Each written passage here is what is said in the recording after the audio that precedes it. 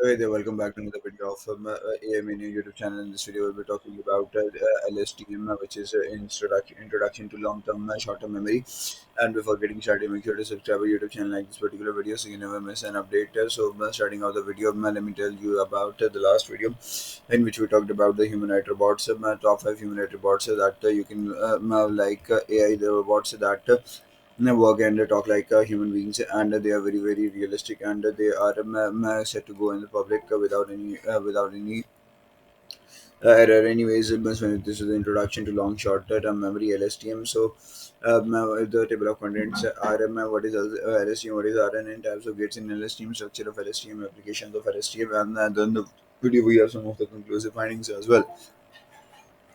LSTMs are long-term short-term memory networks that use AI and artificial neural networks in the field of artificial intelligence, AI, and deep learning. In contrast to normal feed-forward neural networks, also known as recurrent neural network, these networks feature feedback connections and unsegmented connected hardware handwriting recognition. Robot control, video gaming, speech recognition, machine translation, and healthcare are all applications of LSTM. So, what is LSTM? LSTM is long-term, short-term memory, the type of RNNs, recurrent neural network that can detain a long-term dependencies and sequential data. LSTMs are able to process and analyze sequential data such as the time series, text, and speech. They use a memory cell and gates to control the flow of information, allowing them to selectively retain or discard information as needed, and thus avoid the vanishing gradient problem that plagues traditional RNNs. LSTMs are widely used in various applications such as natural language processing, speech recognition, and time series forecasting. So the next one is what is RNN. So RNN is a recurrent neural networks are a type of neural network that are designed to process sequential data. They can analyze data with the temporal dimensions such as time series, speech, and text. RNNs can do this by using a hidden state passed from one timestamp to the next. The hidden state is updated at each timestamp based on the input and the previous hidden state. RNNs are able to capture short-term dependencies in sequential data, but they struggle with capturing long-term dependencies. So here are the types of gates in LSTM. There are three main types of gates in LSTM: the input gate, the forget gate, and the output gate. The input gate controls the flow of information into the memory cell. The forget gate controls the flow of information out of the memory cell. The output gate controls the flow of information out of the LSTM and into the output. Three gates, input gate, output gate, forget gate, are all implemented using sigmoid functions which produce an output between 0 to and 1. These gates are trained using a backpropagation algorithm through the network. The input gate decides which information to store in the memory cell. It is trained to open when the input is important and close when it is not. The forget gate decides which information to discard from the memory cell. It is trained to open when the information is no longer important and close when it is. The output gate is responsible for deciding which information to use for the output of the LSTM.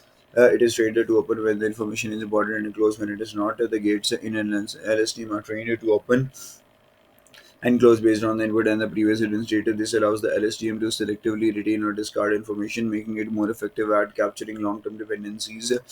So let's talk about the structure of LSTM. So an LSTM long short-term memory network is a type of RNN, recurrent neural network, that is capable of handling and processing sequential data. The structure of an LSTM network consists of a series of LSTM cells, each of which has a set of gates, input, output, and forget gates that control the flow of information into and out of the cell.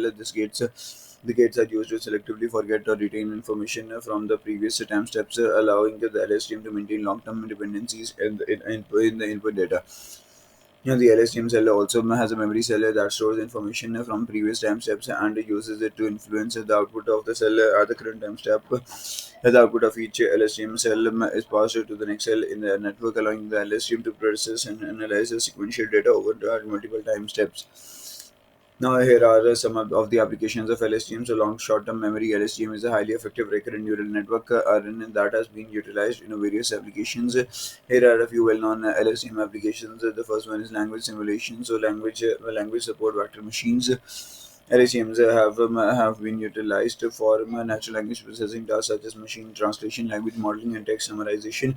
By understanding the relationships between the words in a sentence, they can be trained to construct meaningful and grammatically correct sentences. The next one is voice recognition. LSTMs have been utilized for speech recognition tasks such as speech to text and text to text transcription and command recognition. They may be taught accordingly. So that was it for this particular video. Thank you for watching.